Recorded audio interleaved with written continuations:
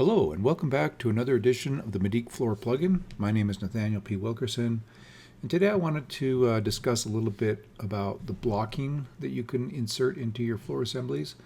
And we're going to do that actually with the Medeek wall blocking tool. So let's go ahead and get started by just first of all getting a floor put down. So we'll go ahead and stretch out.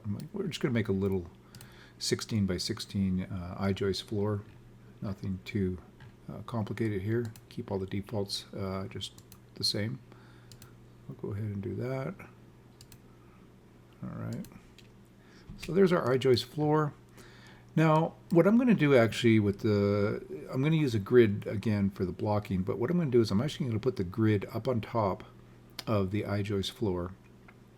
And let's go ahead, we'll just go ahead and delete this grid for now, or hide it, either one. But I'm going to go ahead and use my grid tool. I'm just going to start here at this corner, stretch out to this corner, and let's go over to that corner right there. Okay, so the one thing about this blocking tool that I hadn't really noticed before is that it will put the blocks within the assembly that you're basically mousing over, which is fine. I mean, you can put them within a Medeek wall, within a roof, a truss roof, rafter roof, and now a floor. However, if you notice, this grid assembly is, let's see, actually we don't have that selected. There we go, grid assembly. Okay, so this is a grid assembly.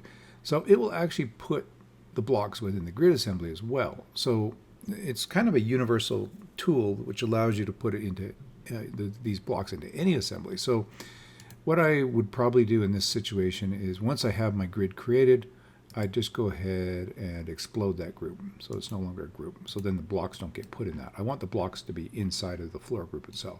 And then we can always remove the grid later.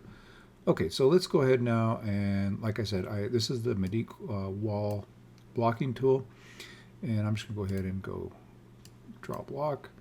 And then I'd already selected, notice normally it will come up with rectangular blocks, but I want to go ahead and put an I-joist to match the I-joist of the I-joist floor. And this is a truss joist floor by Weyhauser, so we'll just use a regular TGI 9.5 inch. Click update on that. Okay, and so then we come over here now, and we're going to put them every 4 feet. We'll click our first point. Now the first thing you're going to notice, of course, is that it's trying to put it's positioning it in the center of the block. So just kind of stretch out here with your first point, and then hit that control key, and you'll notice it toggles the position. Then it's up, and then it's down center. Okay, so that's the one we want to use. Okay, and then we just come over to the next point. Select our first point, and so it'll retain that positioning, so you don't have to keep toggling it, which is convenient, of course. So we'll go ahead and put these every 4 feet, and then we just come over here and basically do the same thing. So very simple. And once we get this done, you're going to notice that these blocks are within the floor assembly, right? So you can see that they're actually contained within the floor assembly. So if I go ahead now and I just grab like half of this, you'll notice that I can select all my grid lines without actually selecting the full assembly, so I don't delete the assembly by accident. And there we go, we got rid of all the grid lines. Okay, so there we go. Yeah, you can insert these blocks, custom blocking anywhere within your floor assemblies using the wall plugin blocking module.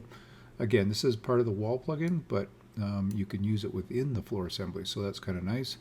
And then, if you need to delete any of these or edit them, you can do that. Let me just go show you what delete does. You just mouse over it, it highlights, and you go ahead and delete these out. And all pretty simple. And then the same thing with the edit tool. We can go in here and edit, any given block, change the name if we want, whatever we need to do there, change the length. And that's pretty simple. All right, one last thing I wanted to show you guys.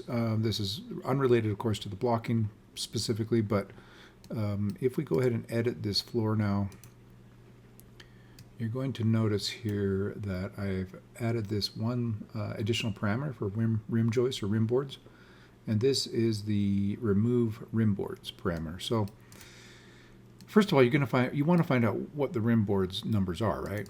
So typically, if you go around counterclockwise like we did, then this one, if we move this out of the way for a second, you'll notice that this is rim joist 1, rim joist 2, 3, and 4. Okay. So let's say I want to remove the rim joists that are on the end of this assembly on each end.